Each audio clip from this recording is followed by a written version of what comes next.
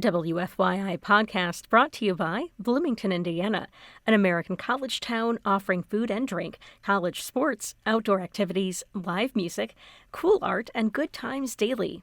Everyone is welcome in Bloomington. More information at visitbloomington.com. I'm Kyle Long, host of Cultural Manifesto, just one of the local music programs you can enjoy on WFYI. These programs would not be possible without your financial support. And to say thank you, we want to send you to see Lyle Lovett when he comes to Indianapolis on July 28th. Choose a concert ticket as your gift when you donate at wfyi.org/give. And thanks for supporting WFYI. This is WFYI News Now. It's May 21st, and I'm Abriana Herron. On today's show, free clinics in Indy aim to increase diversity in specific sports. Reactions to the lawsuit around the EPA's new carbon emission rule. And Indiana's Education Department wants schools to ignore new federal protections for LGBTQ plus students. Districts should absolutely be in the mode of understanding what the regulations require and plan ahead, for bathroom issues and those kinds of things, right? Those stories coming up. But first, on Thursday morning last week, Indianapolis Public School officials kicked off renovations at a West Side middle school. From WFYI's Education Desk, Sydney Dauphiné reports on part of the district-wide renovations. The renovations at Northwest Middle School are part of a district plan called Rebuilding Stronger. It's funded by a $410 million referendum approved by voters in 2023. The district has closed and merged schools in order to save money for renovations. The renovations at Northwest Middle School include improvements to the football field, a new fire alarm, and new security cameras. The renovations are expected to be finished in June of next year. I'm Sydney Dauphiné. A free series of clinics aim to increase diversity in sports with lower minority participation in Indianapolis. The initiative was launched by Indy Parks and local nonprofit Aspire Higher Foundation.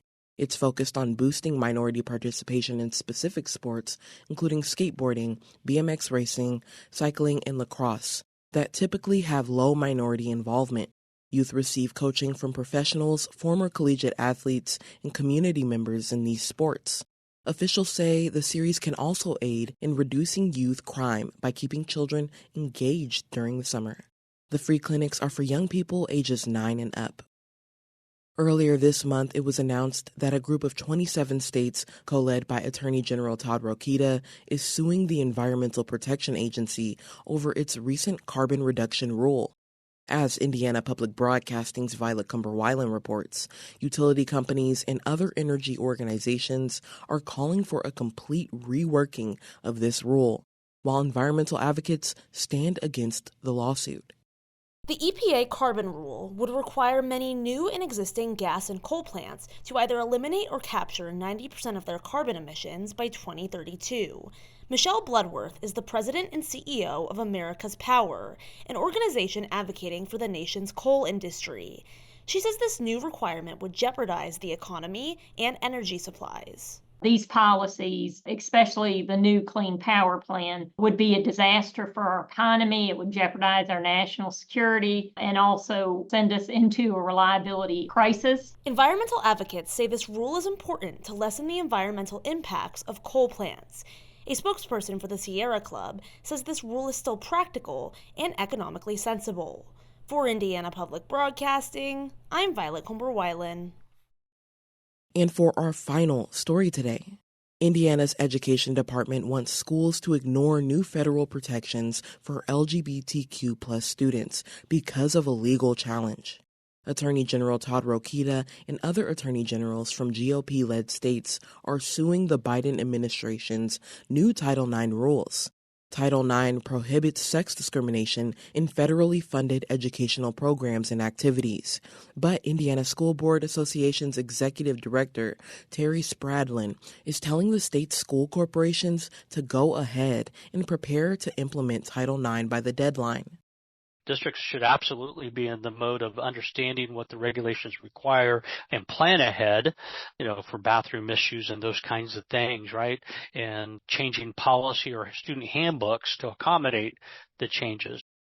New orders from the U.S. Department of Education will expand protections from LGBTQ+ students, such as schools could not exclude transgender students from shared bathroom spaces. For more on this story, you can go to our website at wfyi.org/news. And that's all for today's episode of WFYI News Now. Our podcast is produced by the following people who live in your community: Drew Daudelin, Kendall Antron, who composed music for this podcast, and me, Abriana Herron.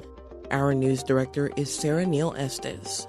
If you like today's episode, remember to subscribe and share, and follow WFYI on Instagram, Facebook, and YouTube to check in on our newsroom throughout the day. Thanks for listening. We'll be back tomorrow.